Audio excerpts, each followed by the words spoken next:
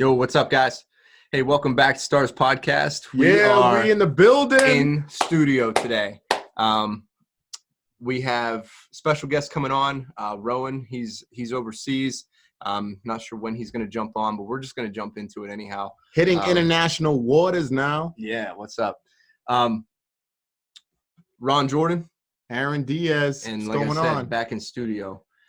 So we just were on the subject about how soft Aaron is. What is attributing to your softness? Bro, I think for one, lack of motivation. Holy cow. Who has lack of motivation out there?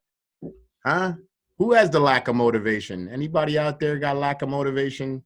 Oh, this guy does. Let's get it going. Let me somehow that camera just switched on me. But yeah, so it attributes to my softness. Soft. Here he is. Let's get him in.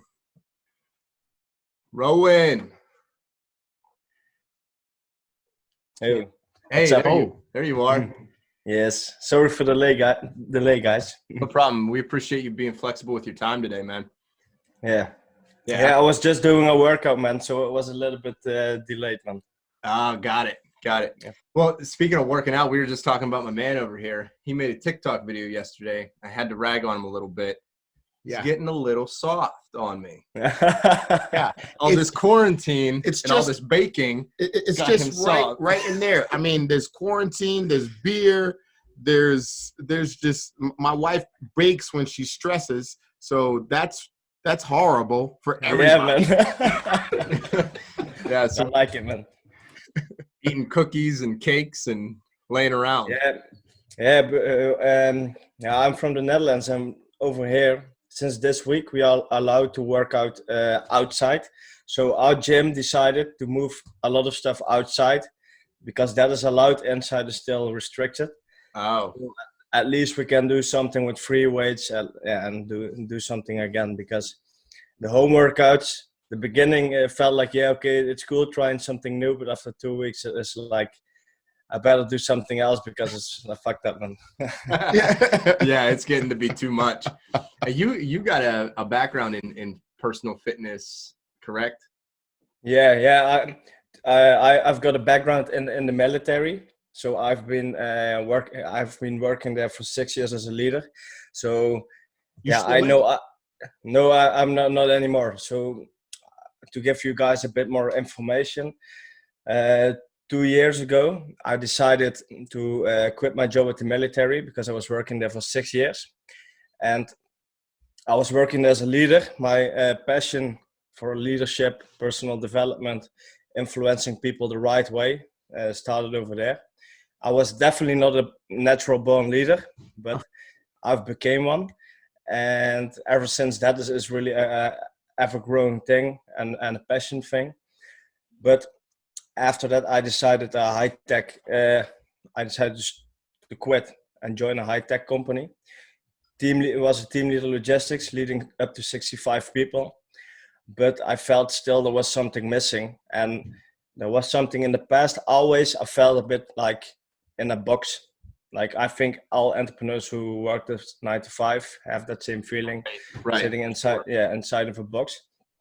So I thought, like, you know what, fuck it, let's take the leap of entrepreneurship.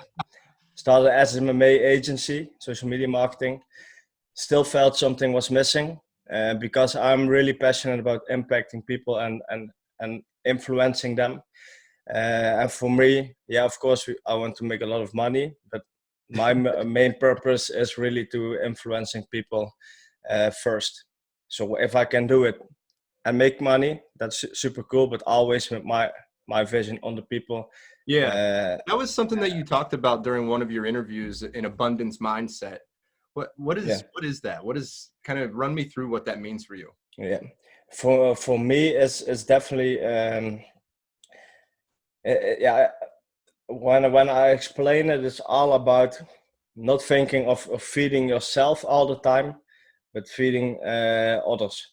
And when you can do that, the abundance mindset is inside of you, because you know when you're waking up determined every day to make an impact, and of course it's correlated to survive for yourself.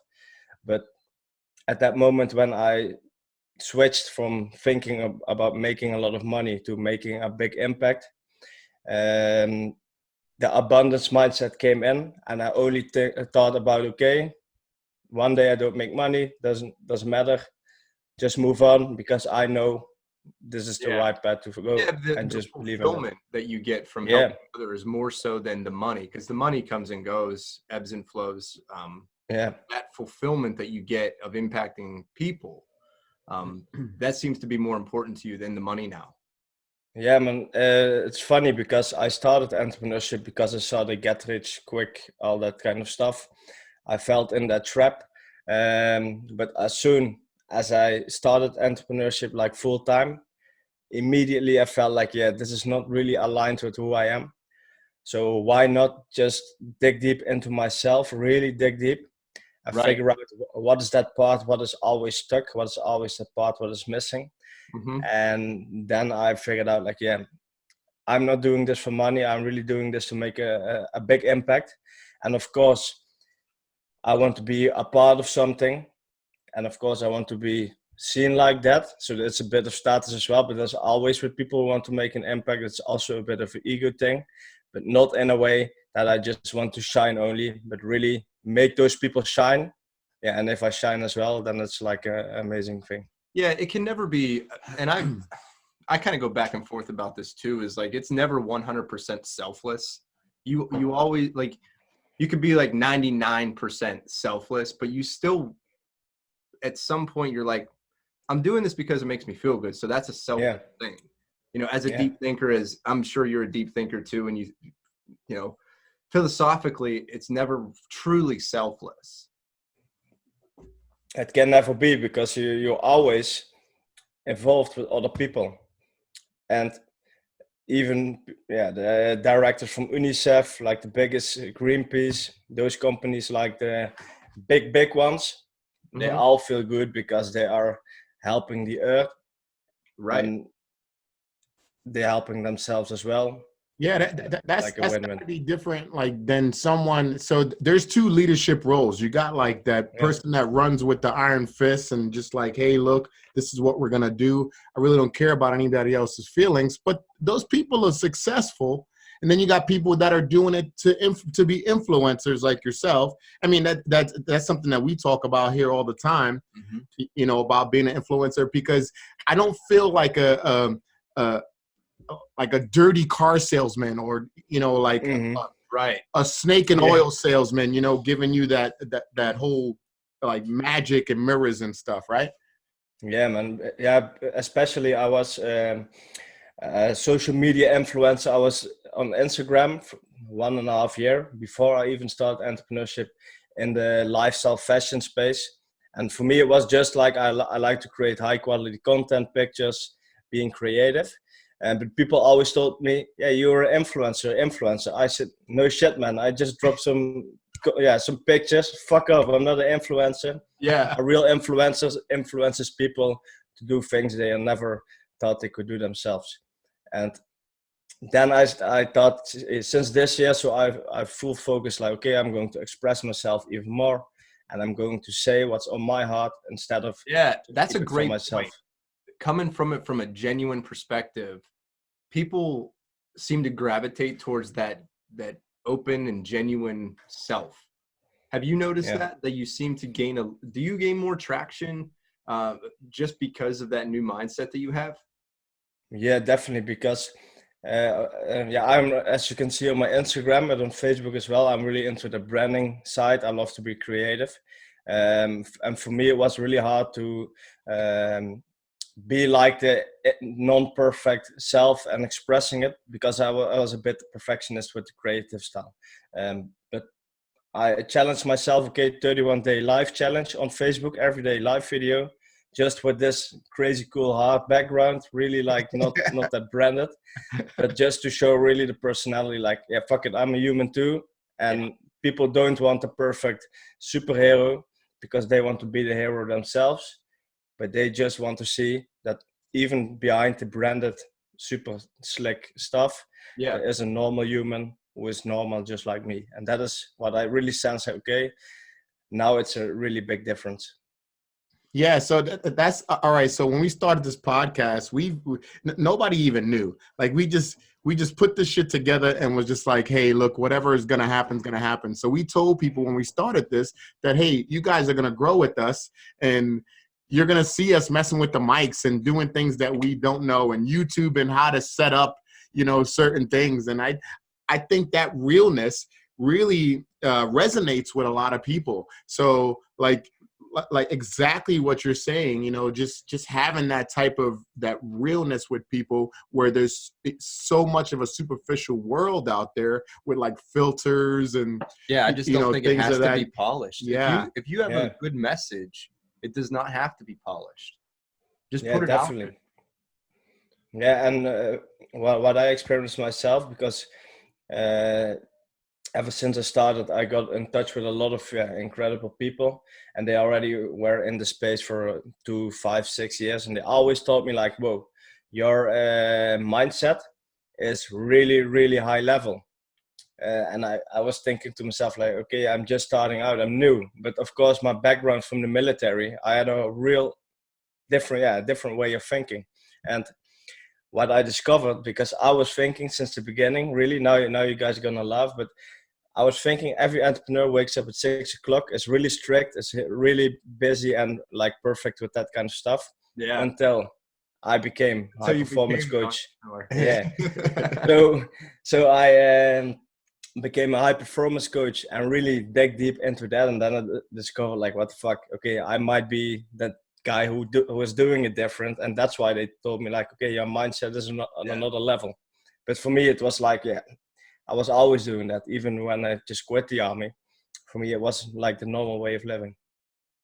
Yeah. So like, I mean, I did 6 years in active duty army myself, and we got a saying, you embrace the suck, or you get in it and you just like, hey, whatever, you adapt and overcome, you keep your eye on the mission, and you just make it happen, right? However the hell that looks, like we've talked in front of 10 people, me and my partner and I, with our self-defense deal. We talked in front of 10, and we've talked in front of 400 exactly the same way. So it's just like, hey, this is what we're going to do. We're going to show up when we say we're going to show up, because that's the military mindset. Hey, you go in there. Hey, if you tell me I got to be here, I'm going to be here. Definitely. And so I could see how that could resonate with your business mindset, and waking up at 6 and be like, hey, I got shit to do. I got to get up and go. And that's probably why I got so soft, because I didn't have shit to do. Yeah, that's honest, man. That's we're honest, right? Yeah. That's the best one. That's also the military mindset. Be honest with yourself and get shit done, man. Right. That is good. Yeah. So going back a little bit further into your early career, where did you start out? Who influenced you to get into being an entrepreneur and kind of living your own life? Yeah. It started with Ty Lopez. I think almost every marketer started with Ty Lopez, because he has cool promises. And so I decided to buy a course from him. It was like $37. It was usually $3,000, but this time was extremely priced, of course, discounted. It was really rubbish course, but still, I saw something different than I learned on school. Then I was diving deeper, bought social media marketing courses, but the guys who really inspired me is more like the impact-driven people, like Ed Milet, Gerald Adam. Yeah, Ed Milet. He's a quite big influencer on podcasts and all social media platforms. But what I'm sensing is I don't have too many names of what I feel like they inspire me. Yeah, because it sounds crazy, but for me, my mission inspires me, and all other entrepreneurs are on their own mission, and that inspires me as well. But it's not like that it's one specific person, but it all started with Tai Lopez. And what about Tai Lopez got you, for lack of better terms, inspired or invigorated to get moving? Yeah, and those last 1.5 years, I was really a person who didn't know exactly yet what he wanted to do with his life. I was living day by day, and I was really a person who was attracted to those get rich quick methods like shiny cars, women, that kind of stuff. Sure. So at the beginning, it was all about that. I was feeling, yeah, I'm going to travel the world, making a shit ton of money, living that life. But yeah, as soon as I really became one full time, that make a big difference, because now when we speak about where I stand against are those kind of people. So it's funny, I've got inspired by those kind of people. Yeah. But because it's really easy if you're uninspired in your life to get falling for that kind of stuff. Yeah, and that's definitely those snake and oil salesmen. But you know, I believe totally exactly what you're saying. Like the whole get rich, and there's people that do very well. You know, the quick rich schemes, and hey, look, I'm going to buy real estate. I'm going to kind of cheat the system. I'm going to do this. I'm going to do that. But I think your mindset is what probably set it apart. Be like, nah, this guy is a joke, but he's being successful. But I think also those guys have been doing it for, let's say 10, 15 years, like house flipping, for example. They've been doing it for 10, 15 years. So they know that they can flip XYZ, and that's why it only takes 4 hours. You know, whenever you do something for years and years and years, you get good at it. Mm-hmm. So they're essentially just trying to teach you to do that, but in the meantime, taking your money for all the courses for the next 10 years until you get good at it and you can do it as well. And that's something that bothers me a lot with, like, you know, 4-hour work week, get rich quick, 30-minute abs, stuff like that. Yeah, you could get 30-minute abs if you already have abs. Yeah, definitely, You know man. yeah. Like if you work out and eat right, like you're almost there. You know, you're pretty. But yeah, so I mean, those types of schemes, they really do rub me the wrong way, because it's always about patience. Yeah. Like no matter what you want to do, it seems to be that if the more patient you are with the process and you can enjoy that process moving towards that bigger goal, that seems to be where the fulfillment comes. Definitely. And what I sensed as well is people who don't have really like a clear vision of what they want to do, like a purpose in their life, are easily trapped in those kind of situations, because they are already not living in their fullest potential, or even nearly, because they don't even know that is possible. They just believe that what they have right now is the only thing, and every outside factor is the cause.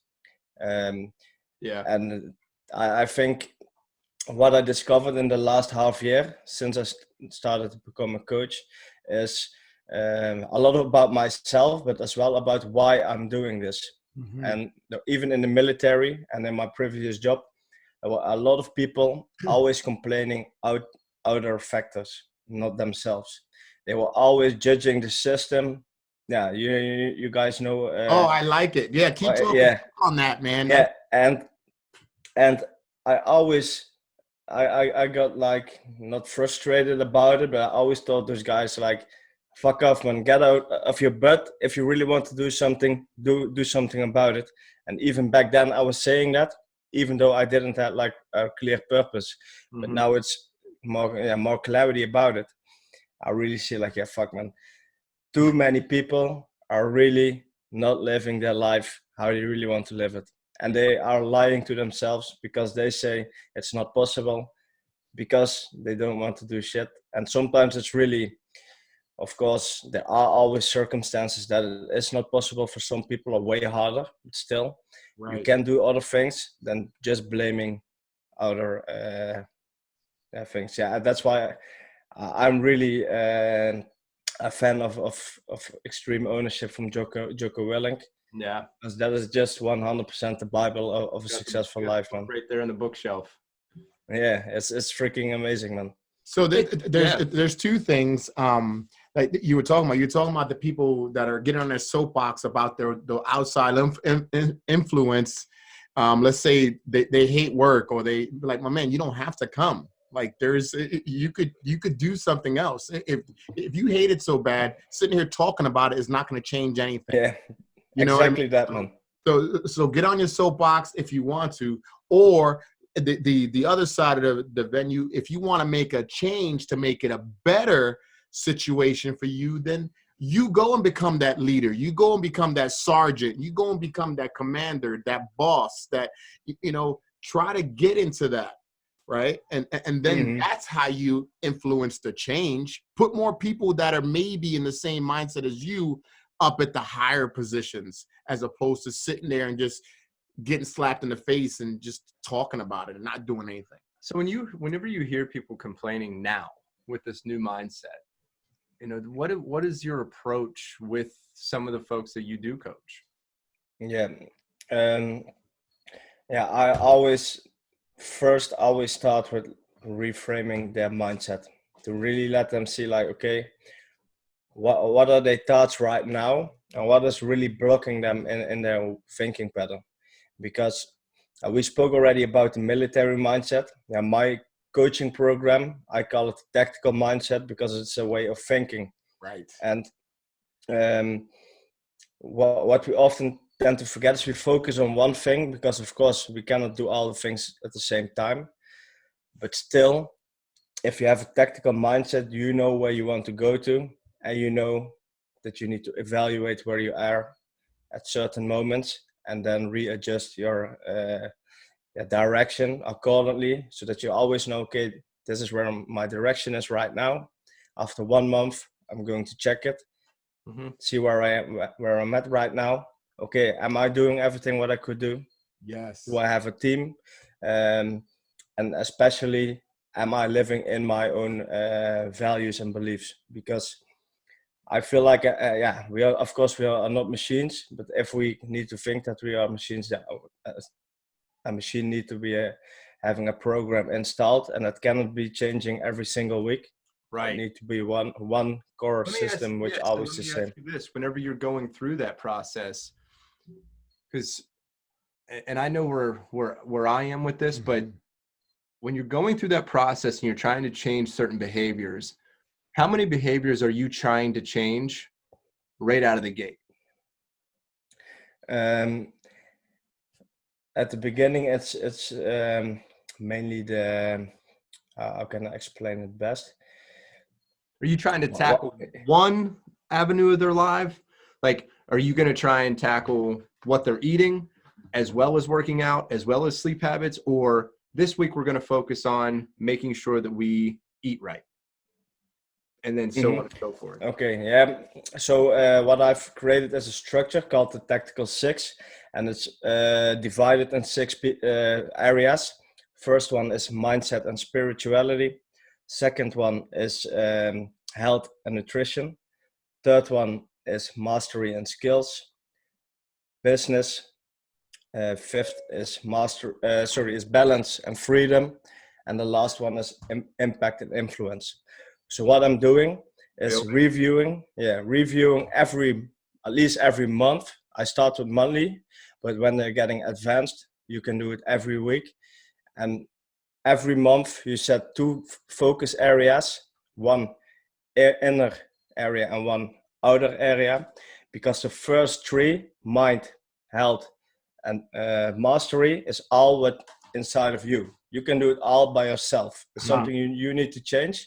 And the balance and freedom, so the relationships, the business, and the impact, it's all together with other people. That's the secondary part of it, right? Exactly. So what my system, and I've implemented by myself, so it's really something I created with all different information that I found and tried it by myself. And what I discovered, when you set 2 focus areas, one in the inner part and one in the outer part, you can level them up at the same time, and the other parts will synergize as well. Even though that you're not focusing, because, for example, your habits are on point, you are more likely to go to the gym as well.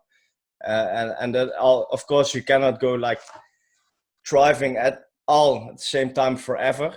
But what I experienced in the first 3 months that I used it is that I really leveled up all those areas better than before. And of course, yeah, a lot of variables took part with the Corona thing, everything. Yeah. But still, what I experienced, if you take one inner part and one outer part, synergy is happening, and sometimes unexpected growth is as well going on, even though you're not fully focused on it. Yeah, that's good. So you're doing like a crawl, walk, run type method where you're like dealing with something that they can handle by themselves, Right. as opposed to handle the outside influences or things like that. So they got to be able to find themselves and know what they want to do. It's like, so at that first stage, let's say it's me and be like, look, I can't find anything. Like, I got nothing. Like, where, I mean, do you like shake them up, slap them around and say, hey, do you want to do this or what? You know, like how does that work? Yeah. Right now, I mainly focus on guys who are around that 6-figure mark or more. They really are on their way to you're at a totally different level, my man. Like, yeah. Yeah. So because as I'm started with the coaching part this year, I first focus on the 6-figure entrepreneurs or higher, because what I experienced, yeah, they got quite successful with their businesses. Now they are building teams to scale it, but they feel they have a really good mindset. They have issues with building their teams, trust issues, because they don't know exactly who they are themselves. So that's why I'm passionate about leadership, and that's why I chose them first, is they have leadership issues. They are not leading themselves first, so it will reflect in the business. And what I want, of course, is to help all types of people, from beginners to 6-figure and higher. But yeah, at the beginning, you need to start somewhere. And if I choose my passion, leadership, and influencing people, yeah, that's definitely those guys who need most help with that. Because guys who are towards the 6 figures are mainly having issues with the productivity and focus on the right things to get their business moving forward, instead of the other areas as well, to make that happen. Yeah, you want to talk about being able to make the biggest impact to those 6-figure income entrepreneurs. I'm sure that they have a decent amount of team underneath of them that you're going to, byproduct impact for sure. Yeah, by instilling those tactical mindset that you have with those leaders, that's going to trickle down to those teams also. Yeah, and I have, for example, my mission is to help 1 million people live their life to their fullest potential by creating other leaders who are doing the same. Wow. Because yeah, what I'm sensing, and that's why I say, yeah, back then when they called me influencer, that was bullshit. I want to really change that standard, that people are showing up. Of course, a lot of people are doing it already.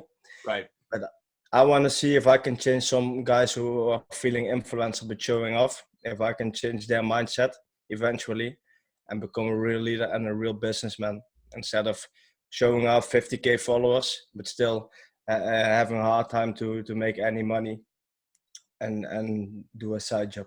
Yeah, it's kind of funny because you seem to think kind of like entrepreneurship or people that's an entrepreneur. For one, it's a niche word right now. Everybody's doing it. So like being an influencer to you was like, man, that's watered down. I want to be the influencer, like I want to be that guy that's influencing the people that are influencing multiple people. That sounds really crazy, but no, you kind of know where I'm at. Yeah.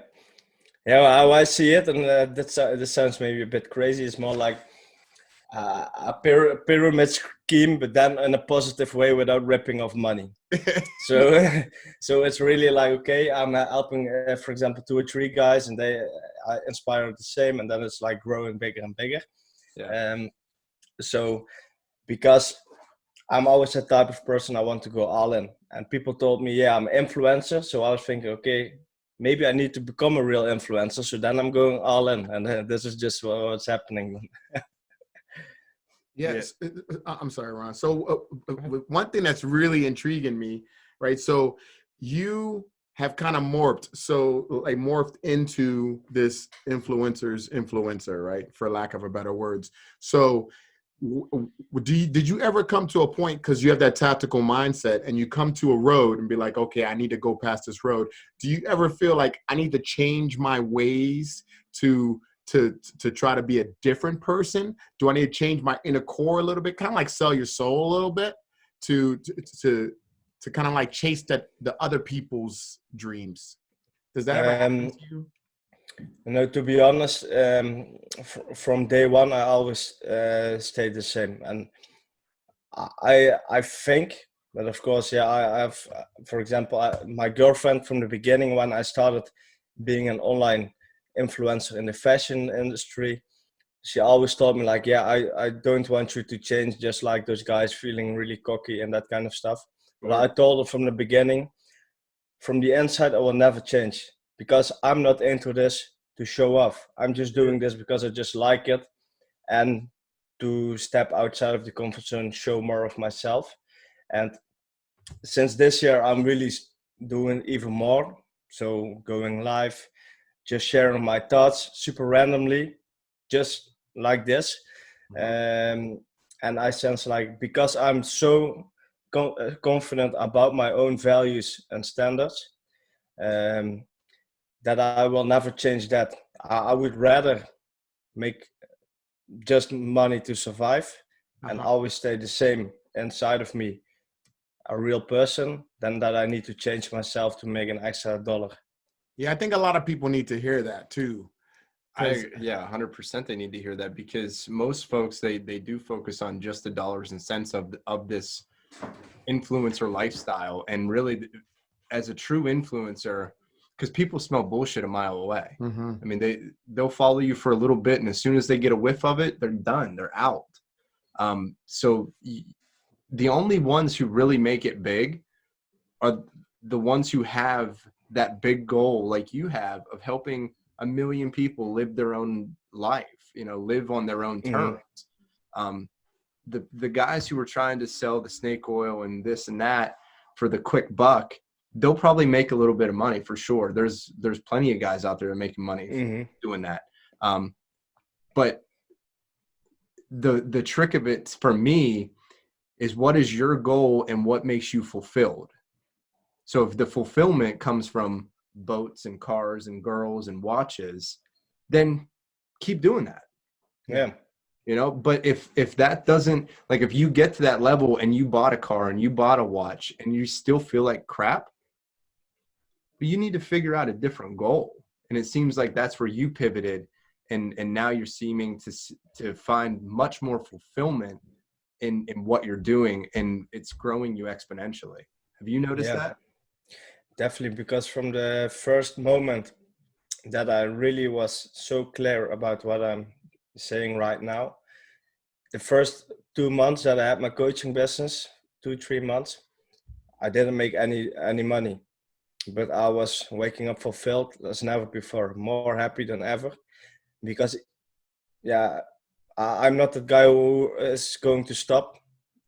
Especially now I'm into something, I'm going to finish it. But the feeling of waking up fulfilled means way more to me than the feeling that you can buy something nice.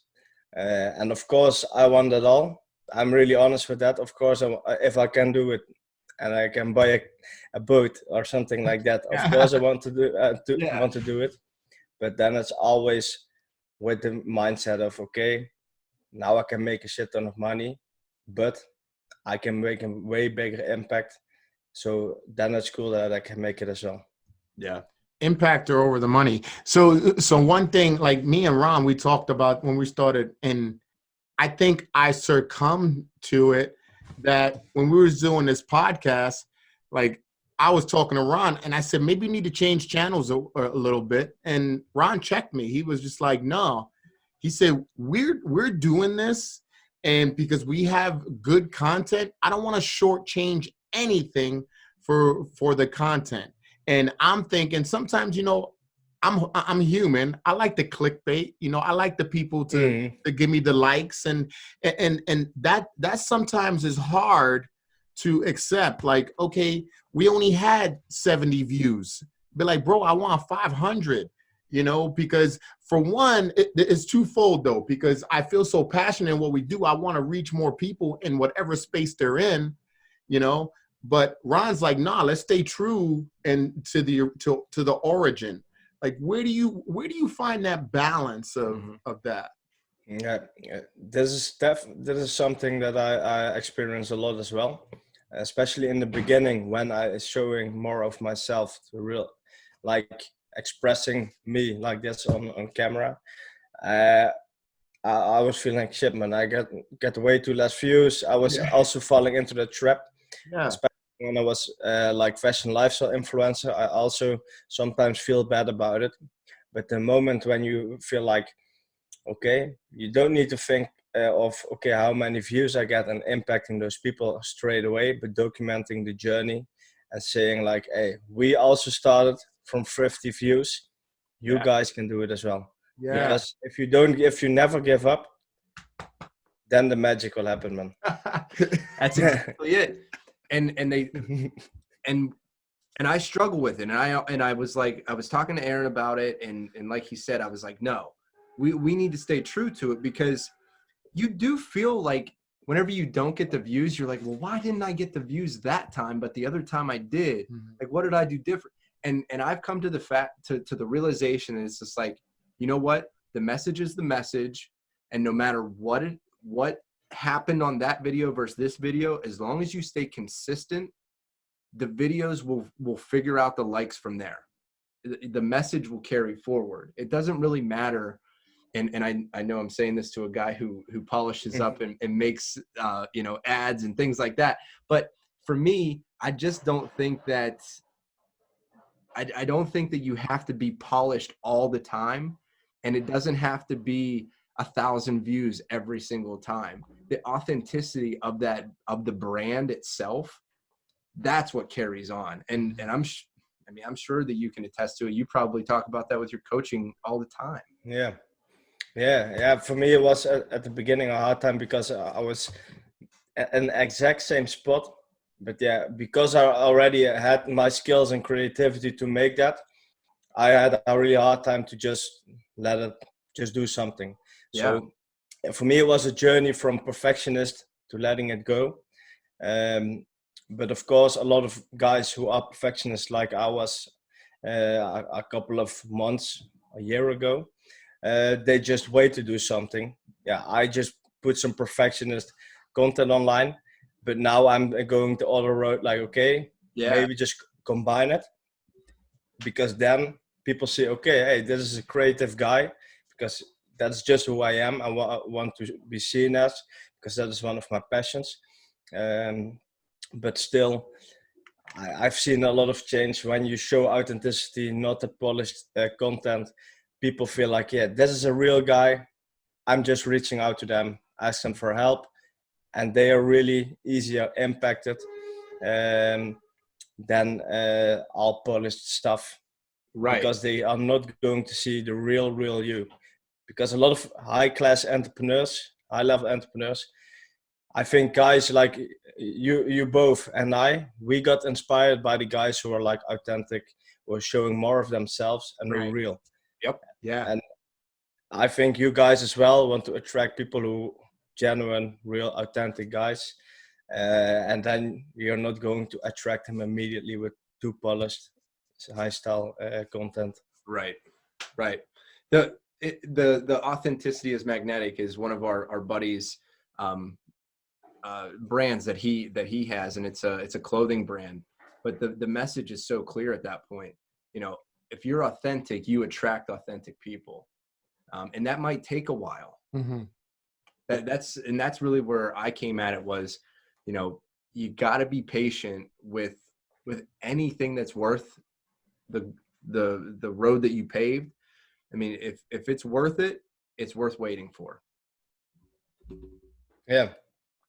And and it's a journey to develop your own style. That's the fun part. Yeah. I think that's the fun part. And Gary V, do you watch Gary Vaynerchuk at all? Yeah. So he did that Tea with Gary V, and his background is a set of like old curtains, and they've become so iconic now because of him. Yeah. And otherwise they would just be a set of curtains. But for him, it became something that he's going to be able to brand now. And that's all because of his creativity and his drive to just be consistently there for people. And the background of what he is doing is now iconic. Yeah, it was similar to maybe even your background being iconic. You know, they'll make T-shirts because of it. You know, they'll listen so much that they're like, man, they attribute that positive message with that pattern. And there's some psychology behind it. And actually, my wife and I were talking about this the other day. When in times of stress, people like to go back and rewatch movies that they already know what's going to happen because of the consistency. There's no surprises then.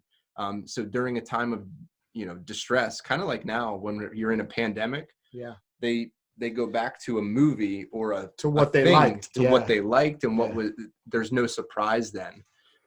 So being that consistent piece for people, I think, is even more so important. The more I hear stories like that and Gary Vee and stuff, in that respect, it's like, it's so cool to hear another person across the ocean doing the exact same thing, spreading the exact same message, and having damn good success at it. And I feel that before I always kept it for myself, the thoughts, because I felt like I'm not worthy enough or cool enough to do it. But I think you guys know exactly what I'm talking about. But from the moment you start doing it, you feel something inside of you. It's like a relief. Like, now I'm. This is my voice, and I know people need to hear this voice, or there are people who are waiting for this voice to stand up. Because the same thing that held you back is holding somebody else back. That insecurity of not feeling cool enough, or not feeling fit enough, or not feeling good enough. It's held all of us back at some point.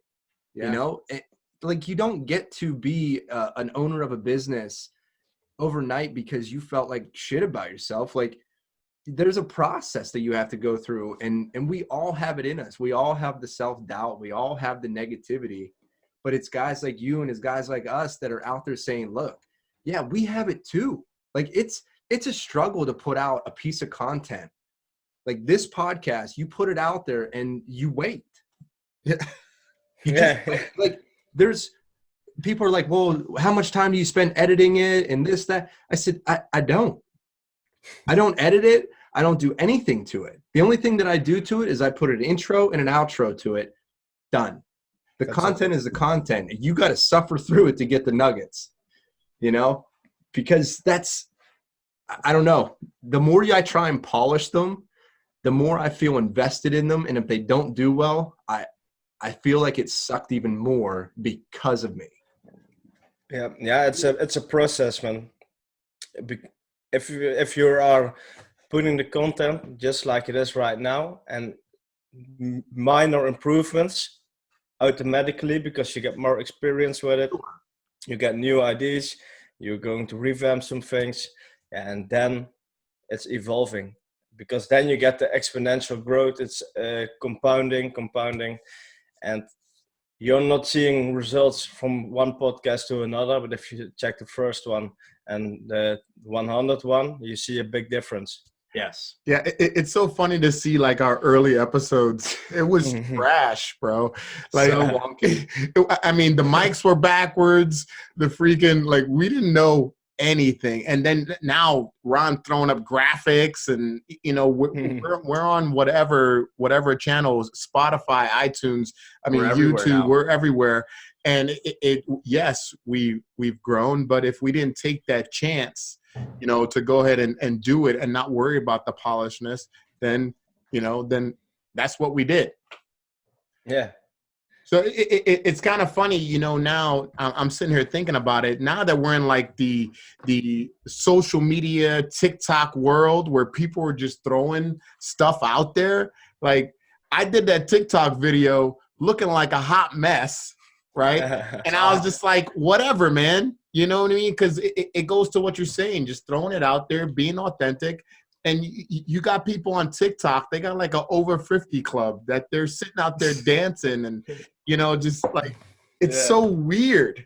Like that we're seeing these things. So are we creating more authentic people or what are we doing here? What's your thoughts on that? Yeah, I'm not sure if it's like creating more authentic people or showing people just like there is a time right now just to be yourself. Yeah. Yeah, this is a good time, man. Yeah. Well, what I'm sensing, and now it's getting more and more, even before the corona, I think the last 2-3 years there's a big shift of, okay, really perfectionism, only show the perfect world. Yes. Or guys like us just showing up, just doing our thing. And I feel like it's getting more and more traction this right now. So it's a really good thing what's going on. I like it. I mean, I like people could. So how about this? When I first got on TikTok, Ron was like, "You're an idiot. Like, what is wrong with you?" And I was like, "Bro, for one, kind of like you, Gary Vee's an influencer for me." And he was like, TikTok, TikTok, TikTok, right? So I'm like, whatever. I'll throw it out there. I'll see what's up. Because all you're doing is putting yourself out there. Yeah. And just making, for one, like my whole reason of doing things is to create a legacy for my family and to be an influencer of people, just like yourself, right? So I'm just gonna put it out there. I gotta meet them where they're at. They gotta see this person who I am, because I'm a fucking clown, bro. Like I'll just be out there doing. My wife hates it, but my water bottle's green. Yeah, freaking dope, man. But it's just going out there and just doing you, man. And so how do you change? Because the level of people that you're influencing right now, were they the professional people that thought about perfectionist, and are you trying to change that to be like, hey, look, this is what you got to do now? Yeah, it's a bit of both worlds. But what I'm sensing, the guys who are having more success in the businesses are most of the time the guys who are not always perfectionists. They know where to focus on. They fell 100,000 times before they get where they are right now. So they know, okay, perfectionism is not a thing which it will make me successful right now. Of course, sometimes with a visual side, and when you're a graphic designer or something like that, okay, perfectionism is really good. Yeah. To make it better at some point, because some things, clients don't even going to see. They're already really happy with what you make. But overall, business owners who are aware that they don't have to be perfectionists, they know, okay, I need to make decisions. If it's not the perfect one, I'm going to find out, and then I need to adjust accordingly. But what I'm seeing with the guys who I'm helping is that they still have a bit of issues with that, with the decision-taking part. Yeah. Because they are not like the perfectionist person, but more likely that they are not really 100% sure who they are themselves. And I'm so glad you brought that up. That confidence that you have in yourself it's brought out, or how do I say it? You're able to make decisions more frequently and more succinctly if you're more confident in yourself. That's how I feel about that decision-making process. And that's why I think a lot of people have a real hard time making a decision to move forward, because they don't have that self-confidence instilled within them. Even though money-wise or family-wise, you look at them and they look successful, but inside they're not successful. And that's why a lot of that decision-making is, boom, it grinds to a halt, because they get stuck in a place where they feel comfortable and successful, but then realize that they don't have any fulfillment at that level, but they can't push past it. you ever come across, clients like that, or is that something in your head? Yeah, it's exactly what it is most of the times. Because for myself, what I sensed, and this is, in the army, you need to make decisions. You learn how to make decisions, but I know when I make a decision, I'm not always thinking about, oh, is this the perfect decision? I always feel like, okay, is this decision what I'm making from inside of me?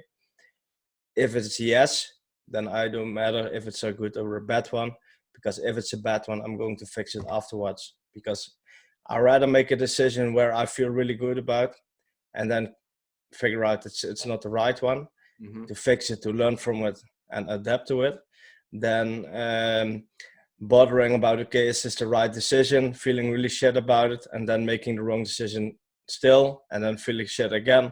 Then you're really not sure anymore the next time what decision you want to take, because the last time you felt really shit was a mistake. And if you always make a good one, but it was always lucky, then there will be a time then the shit will fall really hard. Yeah. I think in that perfectionist mindset, when you fall, it hurts really hard. Like you fall far. And when you fall where you just like, you know what I'm saying? You've accepted that, hey, look, I'm going to make mistakes. You just trip a little, like you don't fall flat on your face. So each time you're going to maybe just stub your toe as opposed to breaking your foot. You're going to be like, I know I can't walk here. Let me go over here. Right. And just knowing that, all right, I'm going to make mistakes. So like one thing I work in a jail, right? And there are inmates that they're master manipulators, right? And they will make you conform and do things that they want you to do. So my thing is, because I teach, how to look for manipulators, right? Is, you know what? Just make it that you win most of the time, as opposed to you getting beat, some of the time. So have your win to loss ratio better, because you're gonna get manipulated. Yeah. And it just be like, all right, you got me. Accept it and keep it moving. Now next time you're not gonna get me again. Yeah, man. Yeah. For sure. If you can learn from those things, then you're on the right path in your mindset. Yeah. It's great. It's great. Hey, one thing, if you could, because we talked about like followers and hashtag chasing and stuff. I did want to talk to you about that. Yeah, go ahead. So I've been toying around with these ideas, and this is going to get more into your professional side. So to get these views and to get traction in the social media world, you got to break the algorithm somehow. Yep.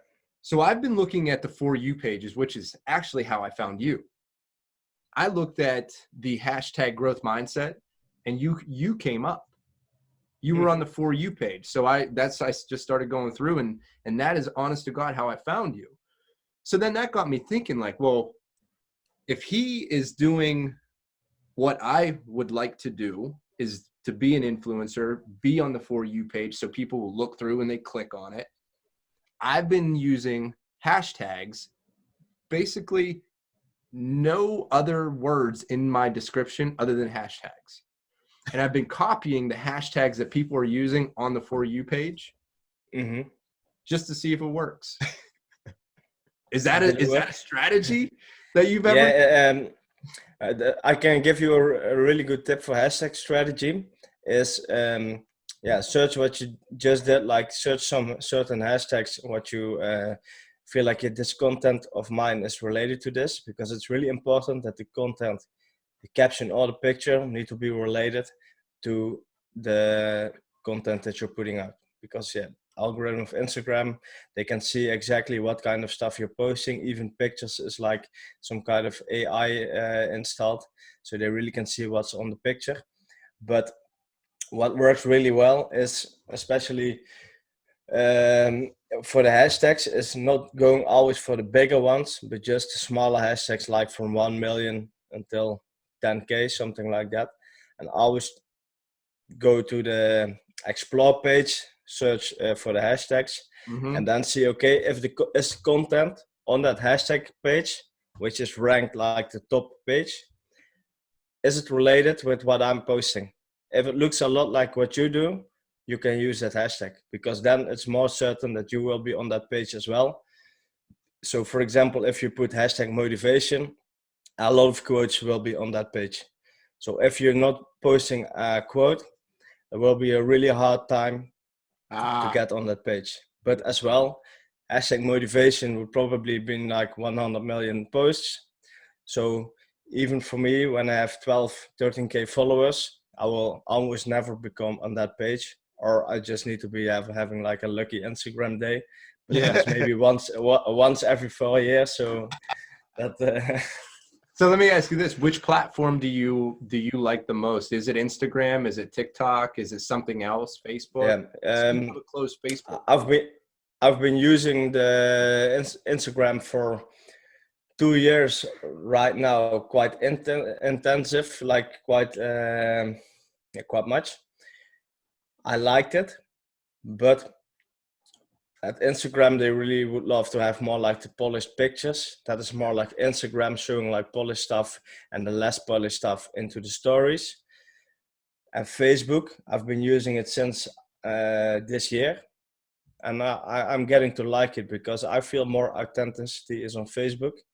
And it's a difference, because you can share super stupid shit, like really, like, yeah, I'm just in the shopping mall and what are you doing right now, and people like it. But if you're doing it on Instagram, it will be really hard to get traction on that.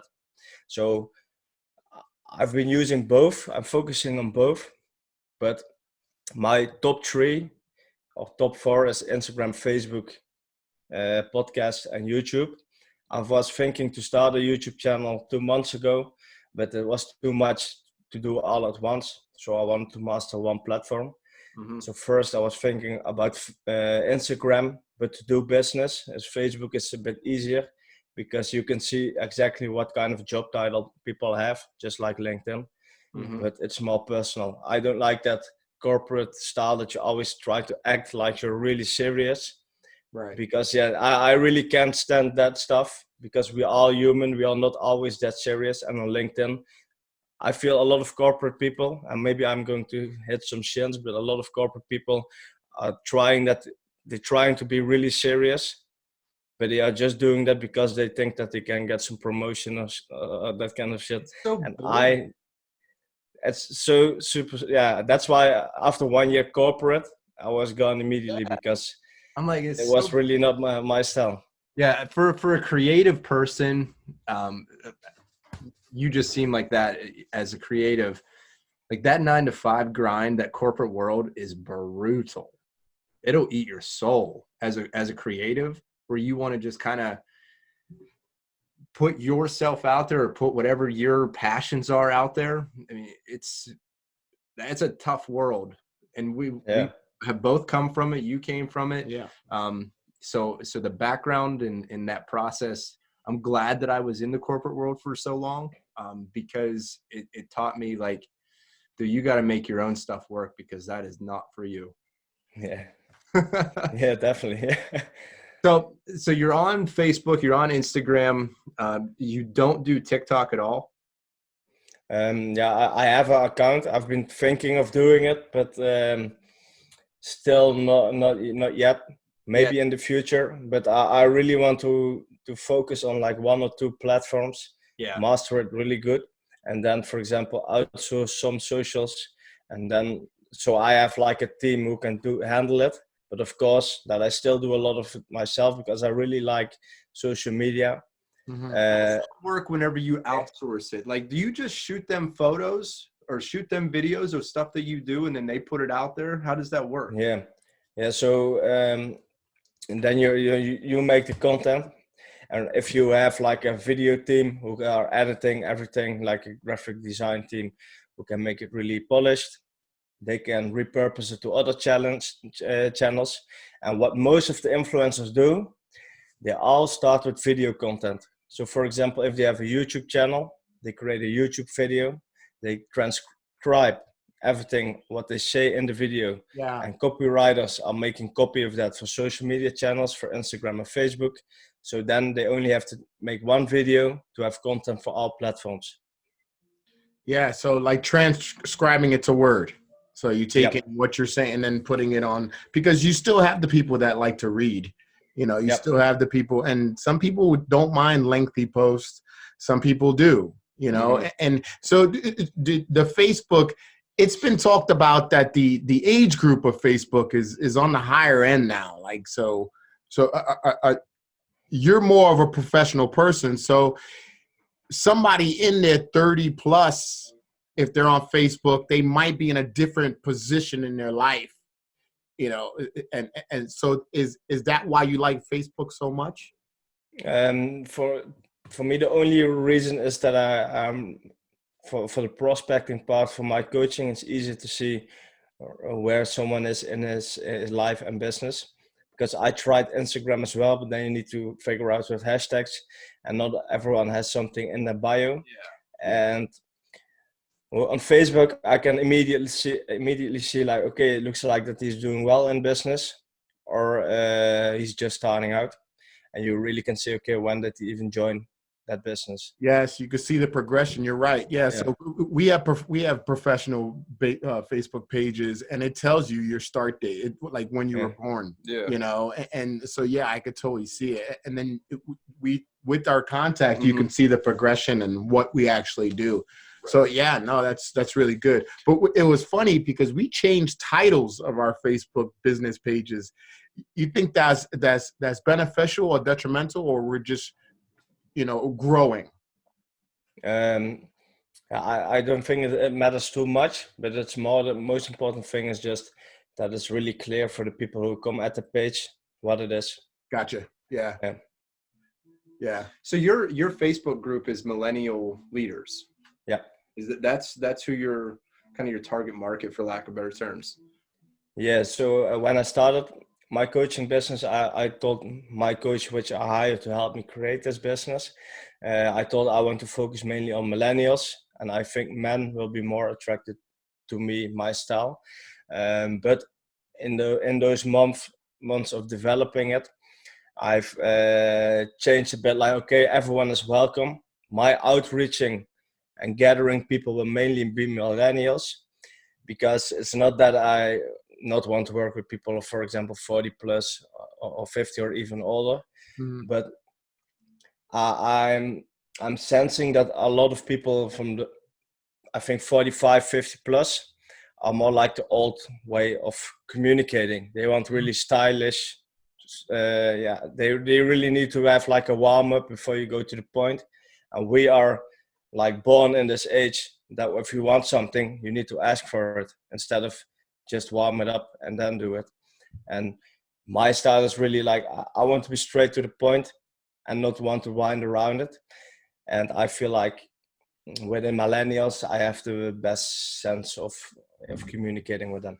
Yeah. Well, you know what? I'm a Gen Xer. So, but like I'm totally up He's to atypical Gen X. Yes, like I'll roll with the punches, because this is I'm reborn. I mean, I got a 3 and a 4-year-old, so like it's just like I gotta stay young, man. You know? Yeah. I'm still able. I've never been the let me stay on this straight path of any. Like but that's the best. I was into freaking Rastafarian stuff when people were not, you know what I mean? Like, and like I was the Bob Marley dude. I wore hookah shells for a while. Like it was crazy. Like I've always tried to think. Yeah. That's why we work so well together, because we're both against the grain type of guys. Yeah. And that's, I think, as we progress in business and in life or whatever, I think it's really important not to get stuck in an era or stuck in a certain way of thinking. You have to, and Chris talks about this all the time. That's our ATA instructor and Krav Maga instructor. He says he teaches from a flowing river, not a stagnant pond. You always have new ideas coming into wherever you're fishing from. And I think it's important to not completely get rid of what you have experienced, because it's so valuable, everything that leads up to where you're at. But you can't ever stay in one one way of thinking. You have to adapt. You have to change. You know, those guys that have had such good success in the old way of thinking, look at millennials, like your target market scheme is ridiculous to them. Mm-hmm. They're like, why would you go after millennials? They're not leaders. And like, as a millennial, I'm like, dude, screw off. Like you have no idea how strong we are. Yeah. You know? So it's just like, I love the way that Aaron thinks, because he's a very much adapt and change type of guy. And that's, you know, that's just something that you need in this day and age, because everything is changing so rapidly. To be married to, and that's why I asked you about the platforms too, because like I've been married to Instagram for about 2 years, and I'm kind of frustrated, and I've been having some decent success on TikTok. I don't have a ton of followers, but the views I'm getting. So like, trying to understand how that correlates to downloads of the podcast, to followers on my Instagram, you know, trying to follow that rabbit hole. Yeah. Well, what I discovered is people, all platforms have different kind of audiences. So even though if you have like 1 million followers on TikTok, it's still possible that you have like 3K followers on Instagram. Because people, certain kind of people just want to leave the platform. But what I think will be really good for you guys, for example, for a podcast, is definitely try out to grow that. Because I see really a lot of potential. And for me, it's still, I'm not going to dive deep into it yet, because then I'm doing too much things at the same time. But if you have the chance, you say like, let's give it a try, then I see a lot of potential in getting a lot of organic reach. In difference with the algorithm from Instagram. Yeah, and I think it's reaching a different, like you said, there are different audience bases, just as Aaron brought up. TikTok is a young audience base, but it's growing up right now. And that's what Gary Vee talks about all the time, is like the platform grows up and it matures with its audience. And I feel like it's starting to get there because of all these celebrities using TikTok, and it's getting more, it's more than just dancing around now. Well, think about when Instagram first started, it was just pictures, you know, and people were just posting beautiful pictures. Actually, that's what drew me to Instagram. I was like, I'm getting out of that social media thing, even though I went right in. He thinks he's pretty. But like Instagram morphed, Facebook morphed. You know, TikTok's gonna morph. LinkedIn morphed. When did LinkedIn become a social media platform? Like it was just to put your resume on stuff. Yeah, it's become a lot more.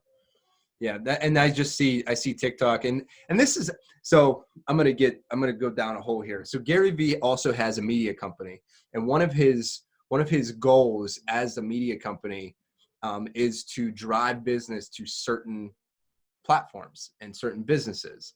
So I think TikTok is a company that he is trying to use as a beta test to prove his theory of what he's able to do for a company, because nobody was on TikTok, and now all of a sudden, like, we're all talking about it, celebrities are talking about it.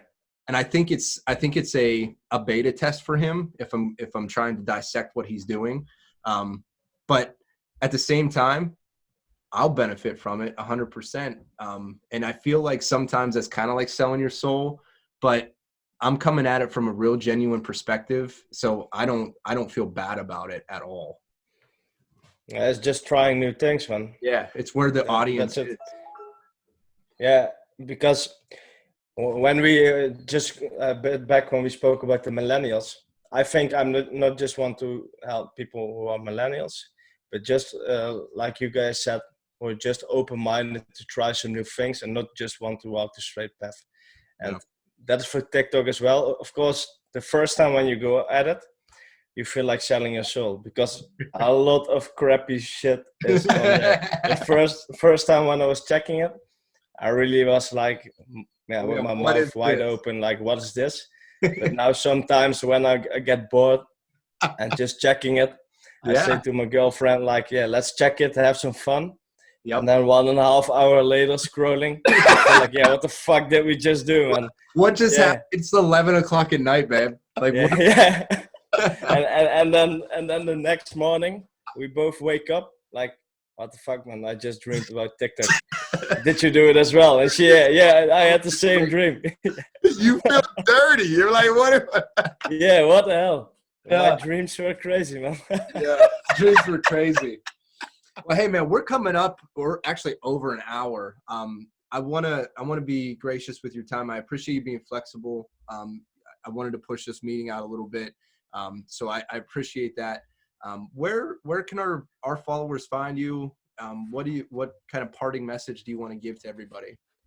Yeah, they can find me on Instagram. It's Rowan, ROWAN .Wiechmann. So that's WIECHMANN, or just my name on Facebook. But especially if they want to know more about the tactical mindset, becoming a better leader for themselves, and if they have a team for their teams, then join my Facebook group, the Millennial Leaders. It's the only group which is called that name. So feel free to join, and that's mainly it. Awesome. Are you ever gonna do any presentations? Are you gonna come across the pond and like grace us with your presence? You know. Sorry.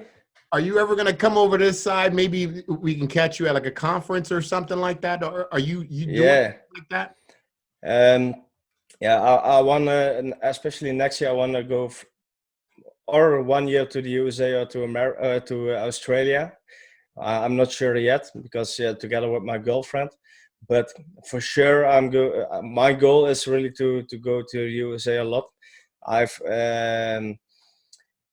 For me, one of my dreams is to really go a lot over there, because I like the Netherlands, but somehow I have some weird kind of attraction to America.